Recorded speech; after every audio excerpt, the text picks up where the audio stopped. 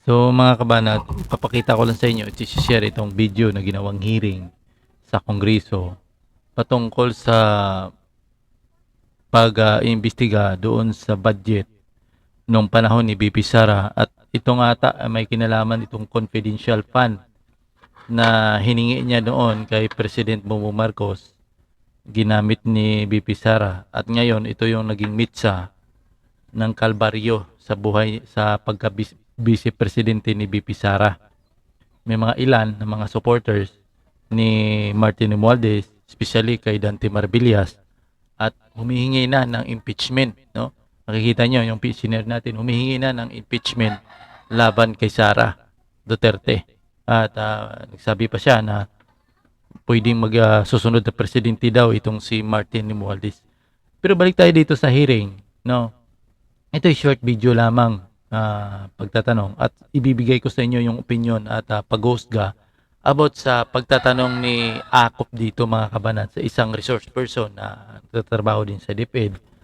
May issue ito patungkol sa confidential fund. So ito, kayo nang humusga dito, mga kabanat.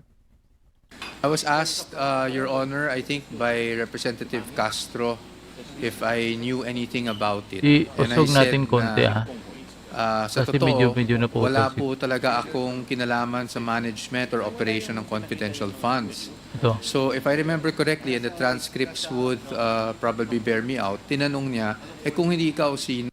This pattern in releasing the confidential funds in batches show exactly how all the 120 So ito mayroon. Would Meron it be akong correct nasa, that wait you lang, stated in the previous be safeguarded? Ito. Thank you. The next interpellator is Congressman Akop. The Honor, Quadcom. may I be recognized?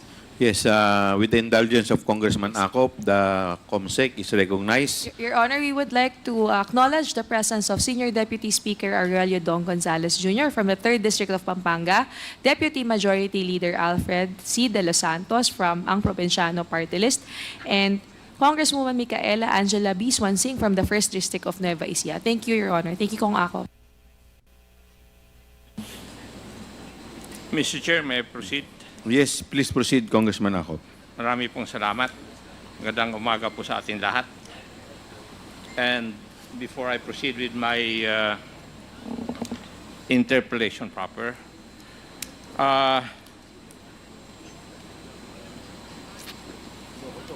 Interpellation. Attorney Pua, Yes, Yeah. sir. Yeah, Mr. Chair. would it be correct that you stated in the previous hearing na only the Vice President and the SDO know where the confidential funds went? Based on the documents, Your Honor, I would assume so. Did you state that? What I was asked, Mr. Chair, I was asked, Your Honor, I think by Representative Castro, if I knew anything about it. And I said na sa totoo, wala po talaga akong kinalaman sa management or operation ng confidential funds. So if I remember correctly, and the transcripts would probably bear me out, tinanong niya, kung hindi ikaw sino? So I said, I would assume the signatories, Your Honor, of the certifications and of the other documents. And she asked me who, so I said the SDO and probably the head of agency. So yung sagot Pakinggan nyo mabuti itong mga birada ni Akop, mga kabanat. Pakinggan nyo mabuti. At pag ano mo yung sa mga sagot nitong si ano na ito, itong ano ng COA, ng DepEd, talagang pakinggan nyo mabuti. po ninyo, it's a presumption. Well, Your Honor, kasi hindi ko po alam kung saan... Because you how answered it's- the question under oath. Yes, Your Honor. And therefore, you stated the name of the Vice President and the special dispersing officer. That they're the only ones who know where the confidential funds went. That is correct, Your Honor. No? That is Because why I asked based you on the documents. Yes. whether you stated this statement in the last hearing. Yes, Your Honor. But just to clarify, I mentioned that it was based on the documents, Your Honor, because the documents would point that way. Kasi kung titingnan ko yung statement po ninyo, ay kung wala nang ibang nakakalam kung saan napunta yung pondo, ay dadalawang bagay lang ang nangyari. Di ba? Kasi either ibinulsa nung ni VP o ni SDO o ginamit sa ibang bagay ni VP at saka ni SDO. Hindi po ba? Your Honor, please, I wasn't... Hindi, yun po yung sagot But I ninyo. wasn't That's why- alluding to that, Your Honor. Kita nyo? I wasn't alluding to that, Your Honor, if Kita nyo? I No, beg your indulgence. Kita nyo yung speculation ni Akop? At nung nag-explain itong itong sa POA na ito ay hindi naman tinatanggap ni Akop. So, anong mangyari? No? Anong mangyari sa hearing na ito? Ano bang gusto? Bakit mo ba pinatawag itong mga tao na ito kung hindi mo naman talaga tatanggapin yung kanilang paliwanag? Di ba? Mayroon naman pala itong mga kongresal, lalo na si Akop, at itong si Paduano, mayroon naman pala silang conclusion talaga. Bakit pa kayo nagkaroon ng anong gusto niyong gawin? No? Nagpapaliwanag ang tao, hindi niyo naman ino-honor. Madaling sabi, mayroon na kayong mayroon na silang bakit din na ako sa mga gumagastos pa ng bilyong halaga o milyon ng halaga mga kabanat sa ginawang hearing. Gano'n naman pala yung paniniwala nila. Hindi naman sila naniwala sa mga resource person na pinapatawag nila. Bakit di na lang nila kasuhan diretsa itong si BP Sara kung alam nila, kung alam naman ng talaga nila, kung may mga ebidensya talaga sila na itong si Sara Duterte nagkamal ng malaking halaga o binulsa itong tinatawag na confidential fund. No? Bakit di lang nila diretsuhin kaso? Bakit paikot-ikot pa? Patawag pa si Juan de la Cruz, si Pedro. Tapos kung itong si Pedro nagsasalita, hindi naman talaga nila tinatanggap, ino-honor. Ay, bakit nag-aksaya pa ng pera ng taong bayan sa pagdidinig sa kongreso na ito kung hindi man naman pala tatanggapin? Anong silbi nito? Nag-explain yung mga tao, hindi mo naman ino-honor at ikaw mismo nagbibigay ng konklusyon na gusto mo, yun ang sasabihin ng mga resource person. Abay, anong klaseng congressman ka? Anong klaseng pagdinig iyan? Di ba? Ito. Pawa, correct me if I'm wrong. Hmm. Di ba? Yung pondo allocated sa office. Tama. Itong pagtatanong niya sa COA, ito'y imagination na lang, hindi katotohanan. Kumbaga, lang ito. Parang, kumbaga, bungang isip ni ako. Pero, pinapayis or no niya itong si COA. Tingnan mo, itong birada ni ako po. Nag-cash advance sila from Land Bank. Tama. Land Bank, nag-cash advance sila doon, dinala sa opisina. Ang makaalam na lang doon ay yung head of office or head of agency at saka yung special disbursing officer. Tama. Di ba ba? At yung special disbursing officer, yun yung mag-allocate kung saan pupunta yung gagastusin yung pondo. Di po ba? Sagutin niyo ako, COA. Do you agree with me? Yes. Pakisabi sa mic para marinig po lahat. With your permission, Your Honor, yes po, Your Honor. Yes. So, nag-yes, tama. Ang question naman ni ako sa parte na yan, okay. Pero ito pang isang dinagdag ni Akop. And therefore, kung yung liquidation or clearing process ay hindi totoo at bogus, ibig sabihin, nagamit yung pera sa ibang bagay. Would you agree with me, COA? Okay din yan. Question.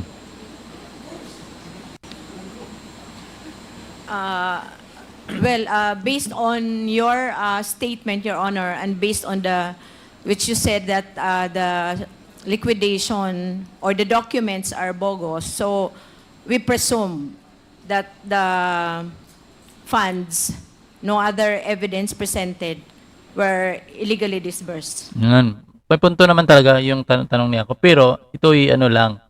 Ang pinapoint ko dito ay yan ay imagination ni Akop, mga kabanat. Imagination niya yan eh.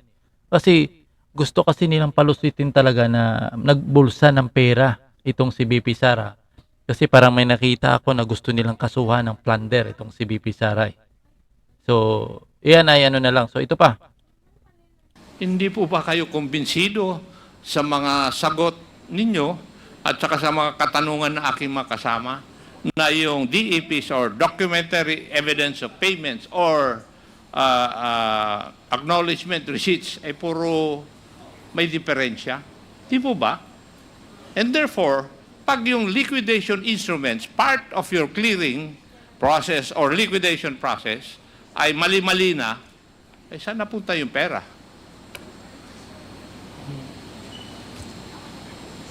Tell me. Dalawang bagay lang po. Kasi dami ko na naimbestigan na ganito nung nasa pulis ako eh. Saka sa PCINP. Di ba? Either ibinulsa or ginamit sa iba. Either way, mali. Di po ba? Would you agree, COA? If the liquidation po is bogus, Kasi Oo. hindi naman napunta dun sa totoo eh. Dun sa Kung dun bogus. sa clearing instruments na binigay. Di ba? Kung naibulsa, masama, ninakaw mo na eh, di ba? Ngayon, kung ginamit sa iba, technical malversation yun. Would you agree with me, attorney? that is assuming it was not used as confidential expense po. Mali na nga yung clearing instrument sa liquidation process eh. Kasi ang problema, nag-liquidate, hindi ang COA. Itong mga congressman na itong nag-liquidate. Pinapakitaan naman sila ng liquidation ng COA, hindi naman nila tinatanggap. Di ba nakaraang hearing, ina-explain naman na wala namang problema. Ang problema kasi, itong mga congressman, sila nag-liquidate eh. Parang nangyayari, itong mga congressman na ito, sila yung nag-audit. At itong mga ang COA, parang pinagtatanong ng nila. Mahihirapan yung COA, magsasagot niyan. Kasi yung trabaho ng COA, sila yung nagli-liquidate o nag-audit. No? Ang COA nag-audit, nabaliktad. Parang nangyari. Bakit naka-business siya?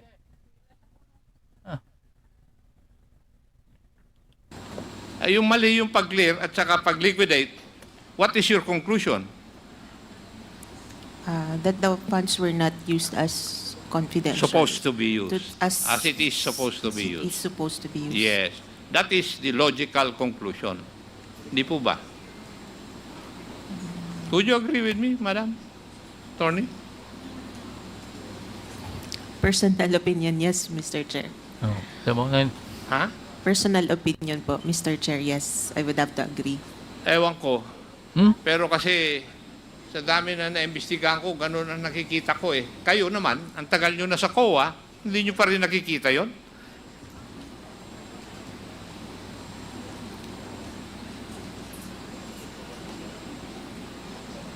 Di ba? Kasi if your liquidation or clearing process is wrong, hindi definitely yung kung saan pununtan yung pera, hindi po dun sa tama.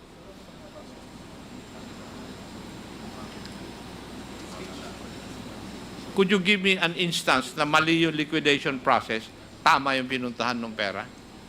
Pursuant to your guidelines,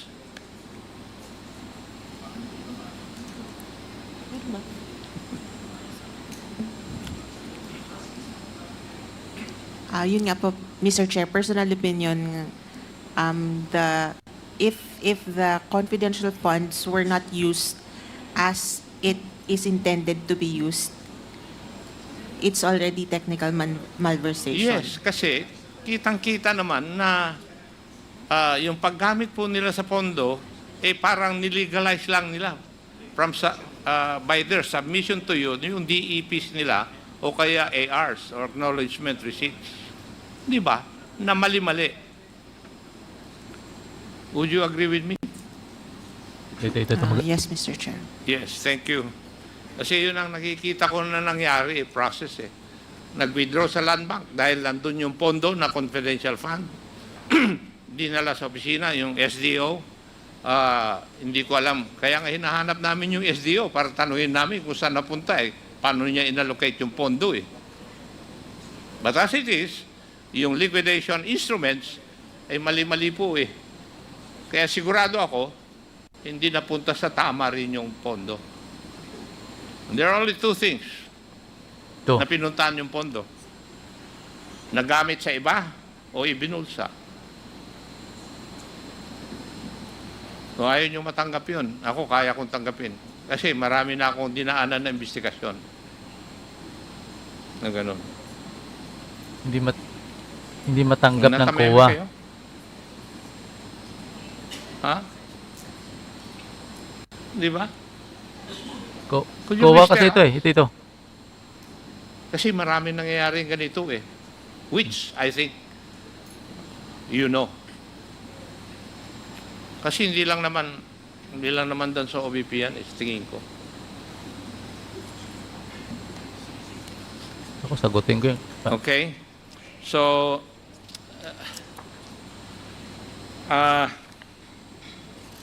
pwede po bang malaman?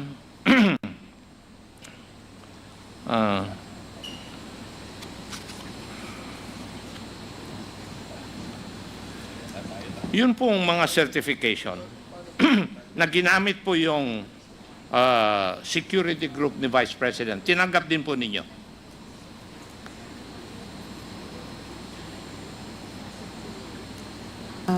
Mr. Chair, hindi po. Yung proof sa rewards ni OVP, hindi po. Hindi. Kaya po na-disallow yung payment of rewards. Sa DepEd. Sa DepEd po kasi, parang na-deem namin na independent party yung nagbigay ng certification. So, Pakilapit lang yung...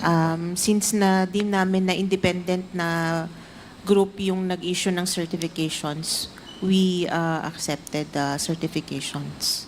So, tinanggap ninyo. Opo, Mr. Yung Chair. yung certification galing doon sa office ng Vice President Security Group. Hindi po. Yun ang hindi po namin tinanggap since parang kasama din po ng OVP po yun eh. Pero yung sa DepEd po kasi, ibang party na po kasi yung nag-issue ng mga certifications. Ayun yung natanong na nung last hearing Yes, yung mga Mr. Chair. Philippine Army units Yes, Mr. Chair. na nag-conduct ng Youth Leadership Summit. Yes, Mr. Chair. Yes, thank you. But would you agree with me that the office of the Vice President is separate from the office of the VPSG? Yes, Mr. Chair. But they are the group that is specifically, it's like yung PSG po ni President na specific na naka-assign kay VP po. Kaya nga. And would you agree with me also that the office of the security group of the Vice President would have their own funds? Yes, Mr. Chair. Yes, and therefore would not need the confidential funds coming from the Secretary of the Department of Education and from the Office of the Vice President. Would you agree with me? Yes, Mr. Chair. Yes, thank you. Wala kasi dito yung mga kwan eh. Dapat yun ang tatanungin eh. Now, are you aware na there were 787 acknowledgement receipts where there were no names but there were signatures? Yes, Mr. Chair. You're aware of that. And there were 302 ARs that had unreasonable names. Would you agree also? Unreasonable names, Mr. Chair. Unreadable. Unreadable. Yes, Mr. Chair. Then there were 5 names repeated. That was not an observation, Mr. Chair. Yung repeated names po, hindi po namin naging Hindi observation. nyo nakita yon. Okay. And insofar as the confidential fund of the Department of Education is concerned, yung location ng where the YLS were conducted did not match locations where information to support this YLS were supposedly bought. Would you agree with that? Yes, Mr. Chair, may specific areas po yung certification. Yes.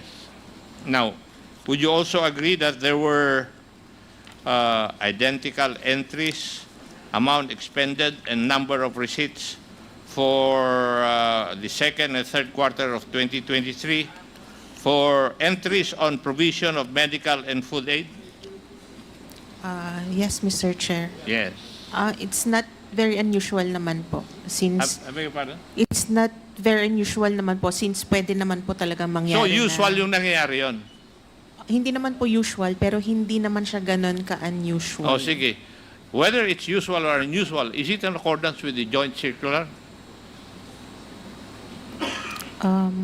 Sa joint circular po kasi documentary evidence of payment lang po ang requirement.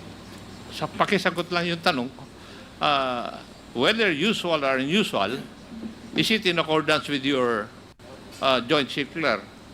Since the document was submitted You po, think they are? yes po, yes. So it's your opinion? Yes, Mr. Okay, Chair. thank you. May we go to yung kwan, yung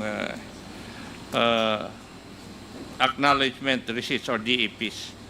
Now, we have examined yung DEPs or acknowledgement receipt, which were used to liquidate the confidential funds. And I would like, Mr. Chair, to make the following statements from the examination. May nakita po na mga acknowledgement receipts that all appear to be signed by the same pen. Would you agree with that also, Madam Kawa? Yes, Mr. Chair, since either blue or black po yung... Yes, kaya nga. Makikita po natin ito sa color ng ink. Yes, Mr. Chair. Yeah. Which is a very distinct shade of blue na may shades of black. I think it's there shown.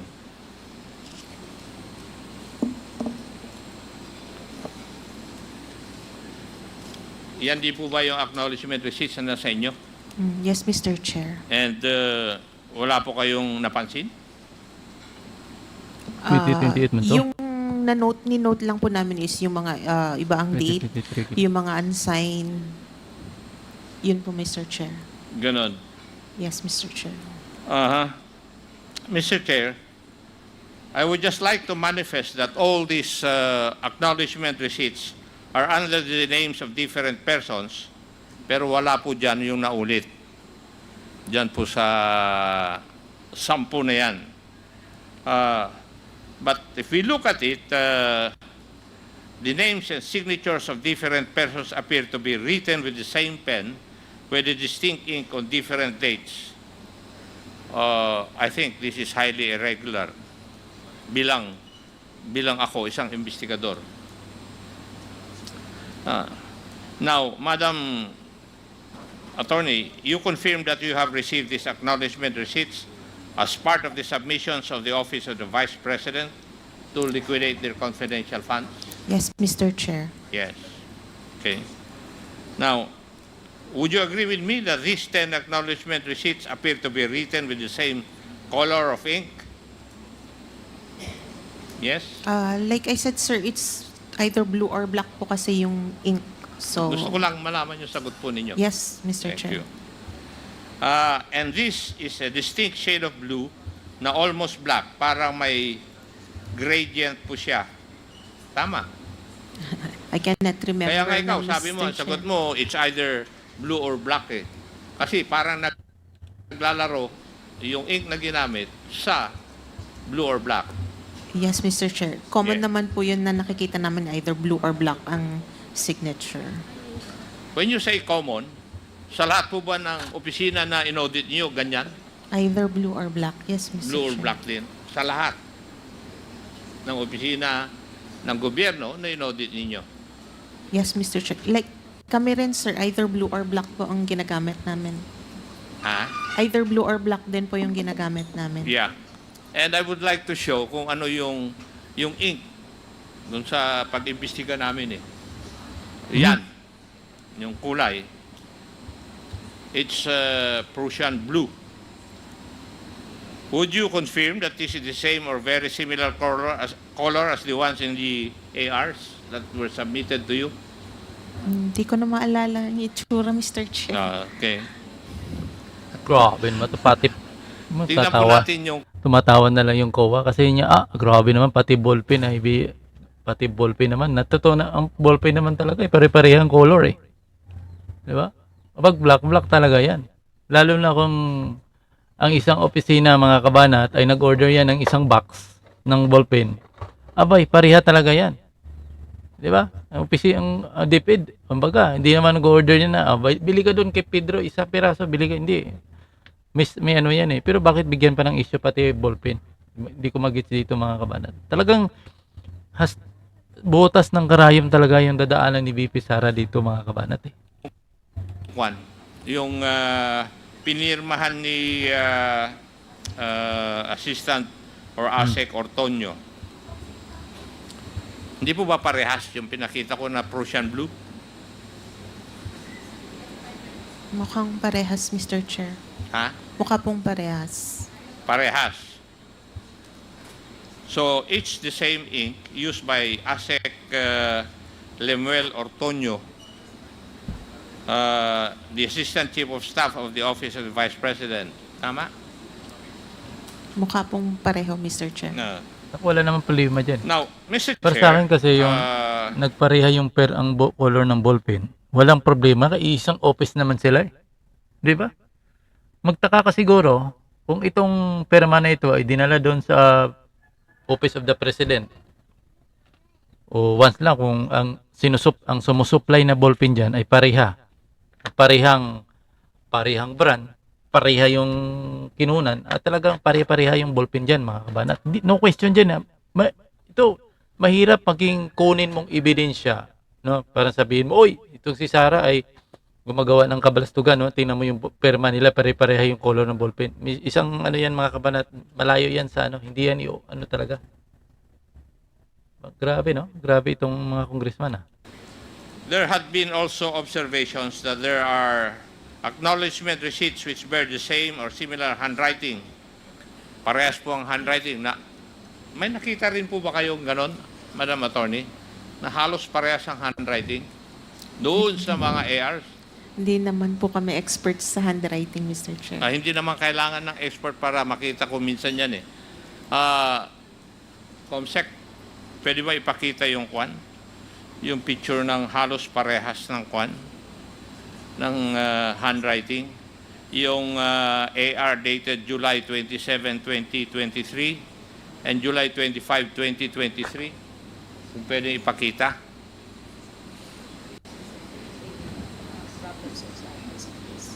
No problem.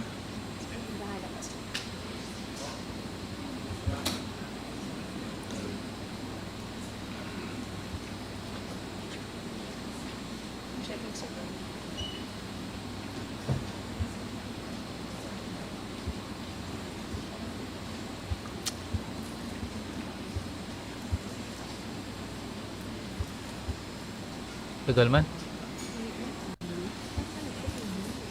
Hindi maikwan?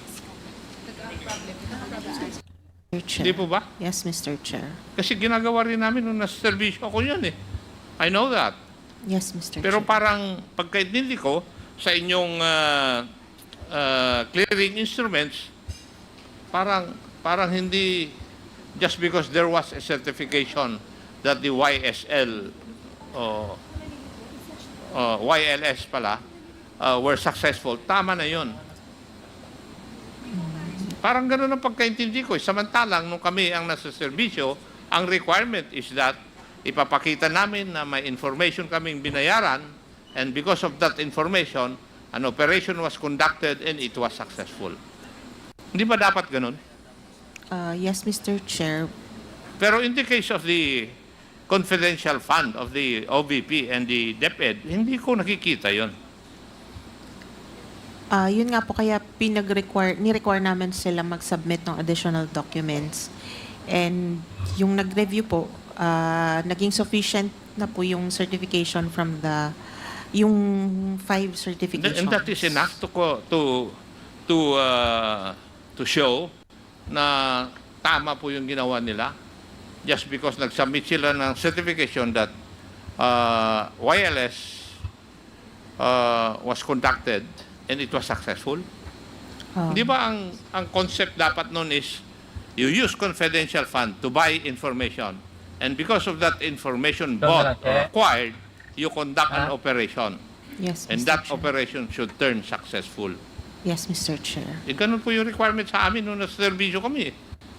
Intelligence fund. Yes, Mr. Basically, they are the same. Tama po, Mr. Chair. So, bakit po naniwala kayo sa certification lang na successful yung pag-conduct ng YSL? Since yan nga po, independent na agency po yung nagbigay ng certification, and sabi naman po niya na because of the YLS nga wala pong na-influence ng mga bata, we deemed it successful. Compared po dun sa yung sabi niyo po kanina na yung sa VP SPG group, ang sinabit lang po nila was a listing of the activities of the Vice President, which is wala naman pong information kung may success ba na may successful activity ba na nagawa because of the information they have gathered.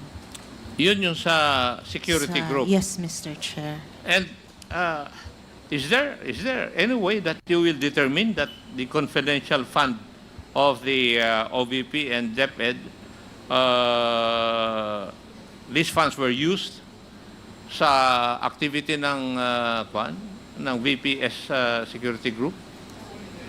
Kasi they have their own funds. That was the first question I asked you a while ago. Yes, Mr. Chair. That the presidential security group and part of that is the vice president security group, may pondo po sila naka-allocate talaga. Yes, Mr. Chair. Oh, but they were not able to show, if I will appraise yung documents, they were not able to show that confidential funds of the OVP and the DepEd were used in such activities. Yes, Can you Mr. see that they were used?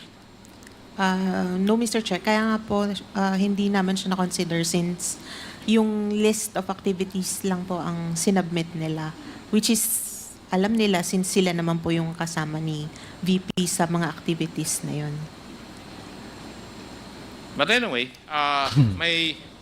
hindi pa rin yata tapos page. Ready na, sir. Ready na? Pakishow nga yung yung acknowledgement receipts dated July 27 tsaka July 25, 2023.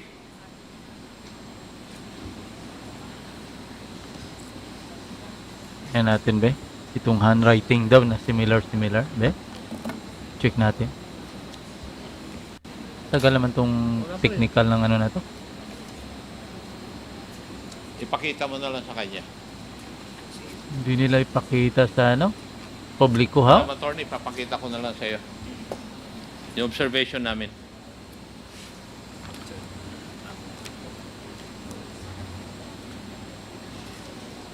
Yan lang, yan. Tingnan mo lang yung receipt na yan. Because I will ask questions. Okay? Pwede. Did you notice na isa lang ang gumawa nito?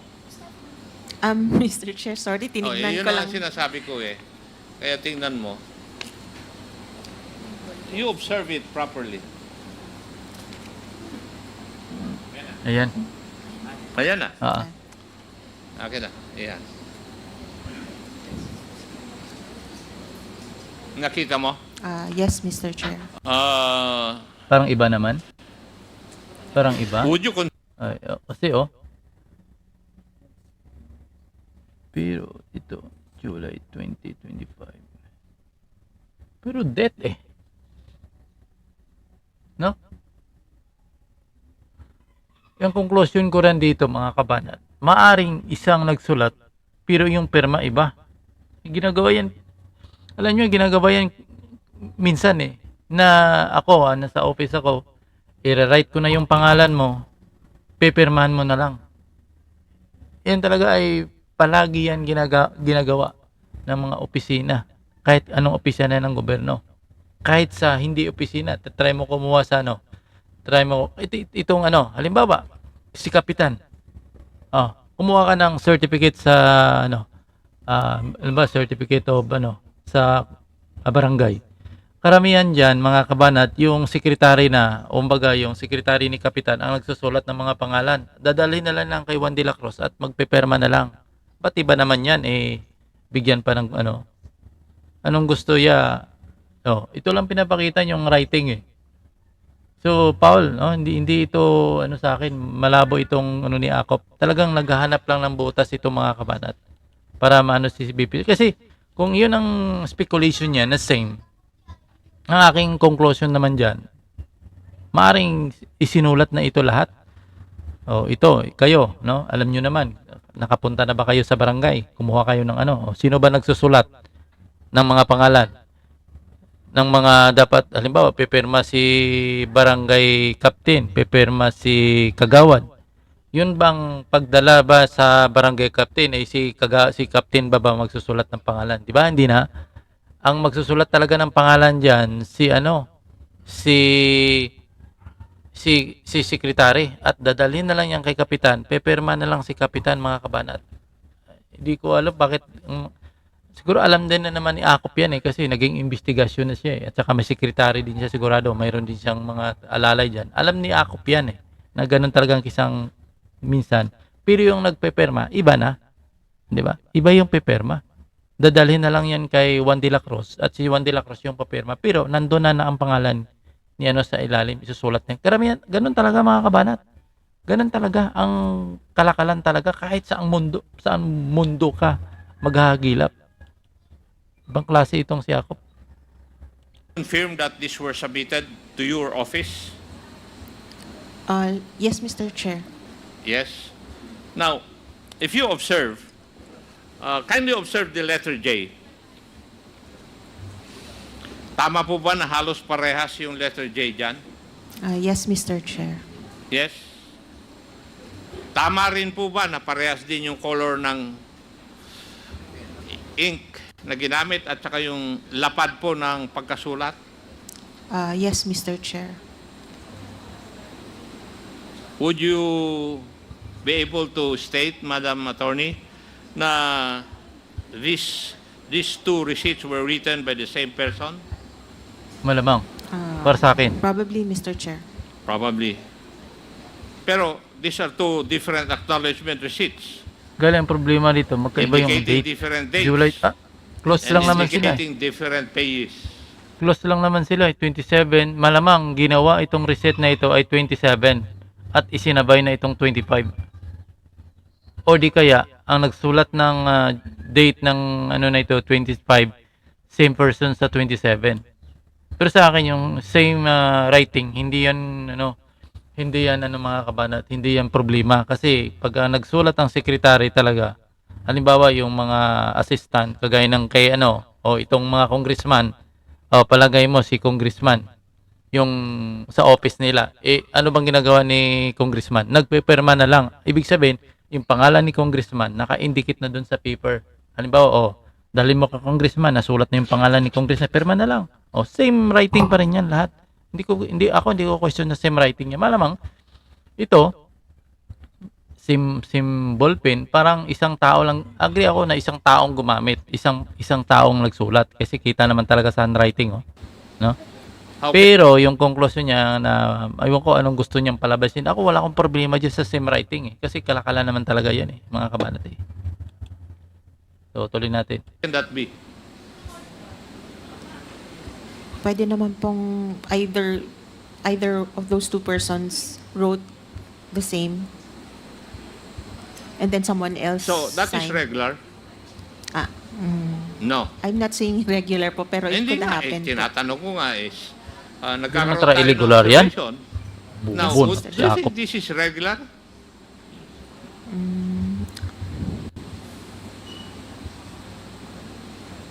Hindi.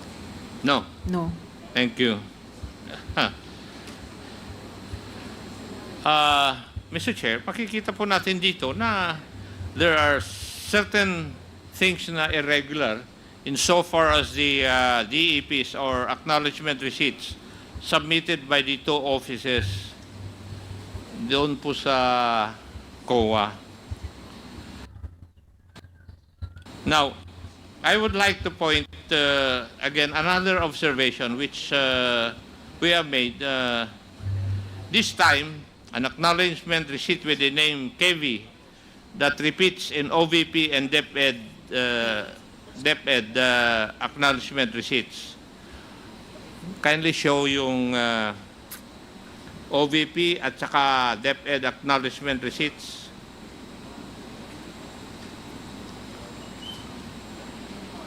O, parehas lang yan. Nandun sa OVP, nandun pa sa DepEd. Ano ba yan? Hindi nyo napansin ito. Kalayo naman. Hindi po, Mr. Chair, since na Kung sabihin niya parehang writing iba, malayo. Oh? Malayo ang pagkasulat sa Usamis na yan. Oh? Layo, address Usamis. Oh? Layo eh. Oh? Malayo pagkasulat mga kabanat. Malayo. Hindi siya similar kung titingnan mo. audit siya ng magkaibang time. Okay. Pero would you confirm that the two ARs parehas ang pangalan na kay V? Pangalan, sigurado. Ang pareha. Hindi ko na maalala yung exact document, Mr. Chair. Sige, yeah, I'll give you the benefit of the doubt.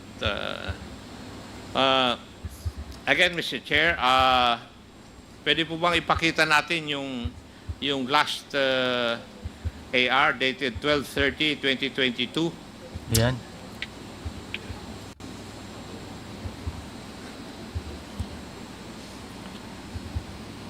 Yatok. Sinabi Yatos. din pa ito sa inyo?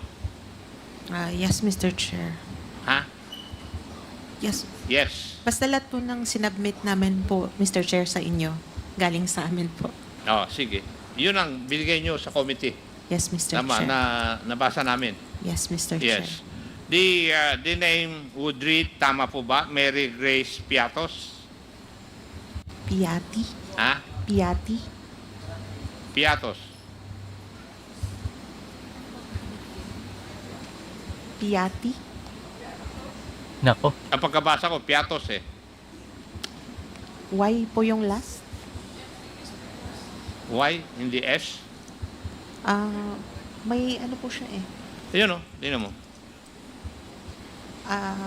Y po. Since masyado nang mababa yung tail. Okay. Now, sa tingin mo, totoong tao yan?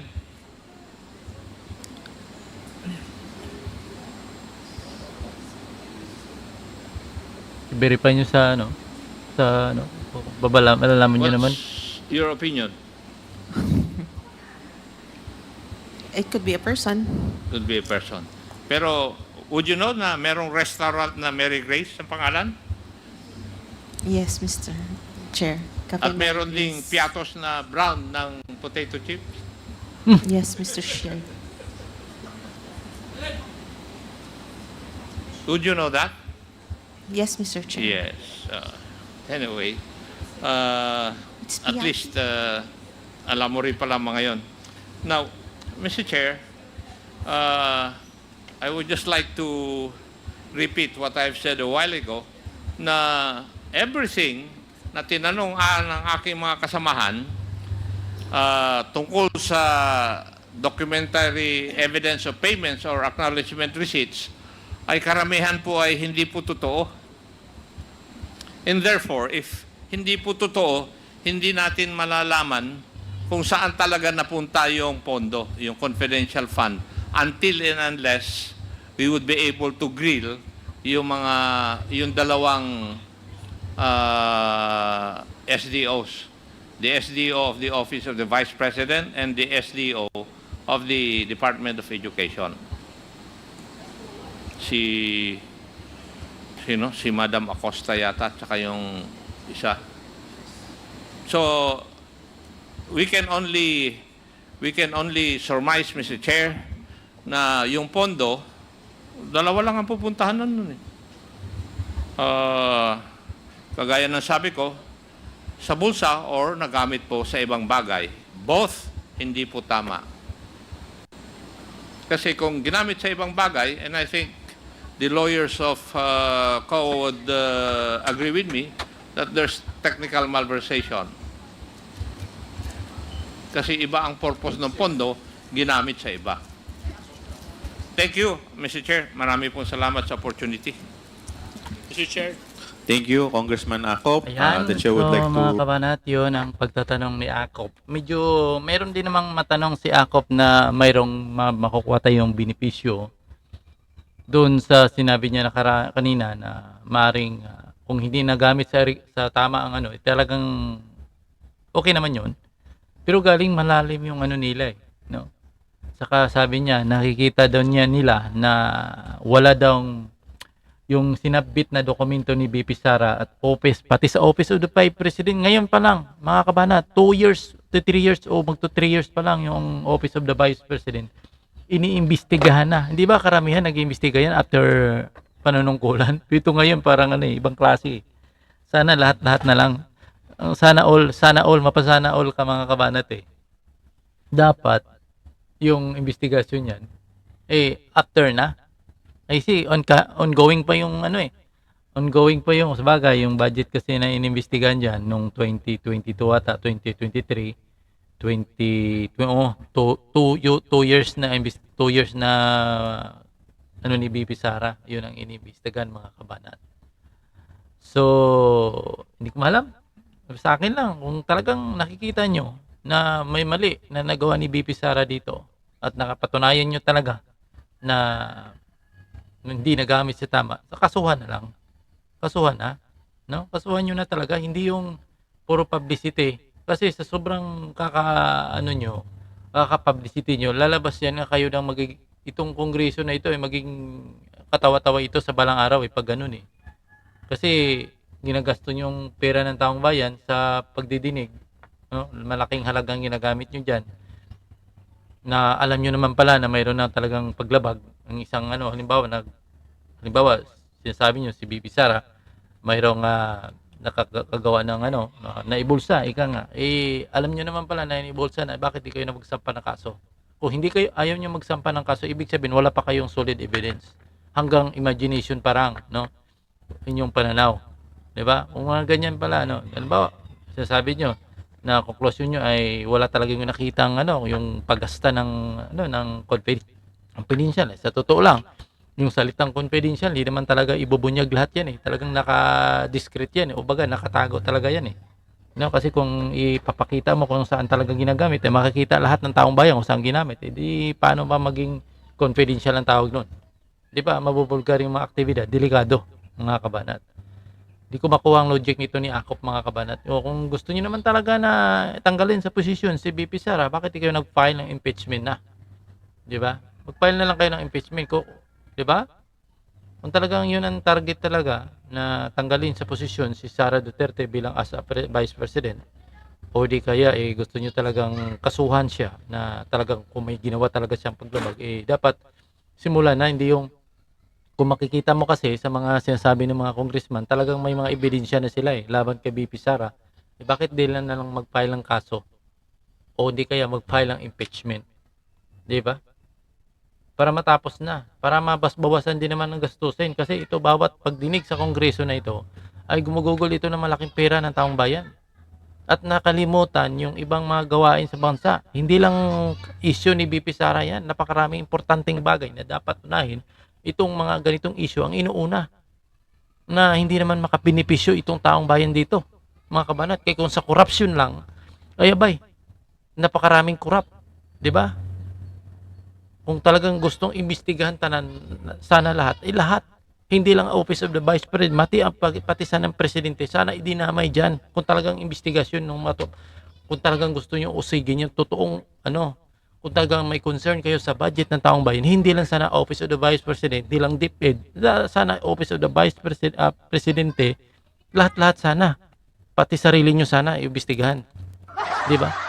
Kasi gumagamit din kayo ng pera ng taong bayan. Yun sana kung talagang pero kung ganyan, binibira yung BP Sara, kung may nakita naman talaga kayong mali, sampahan nyo ng kaso. Di ba? Yun ang maganda sana. Taas pala ito. Yan naman na mga kabat. See you next video.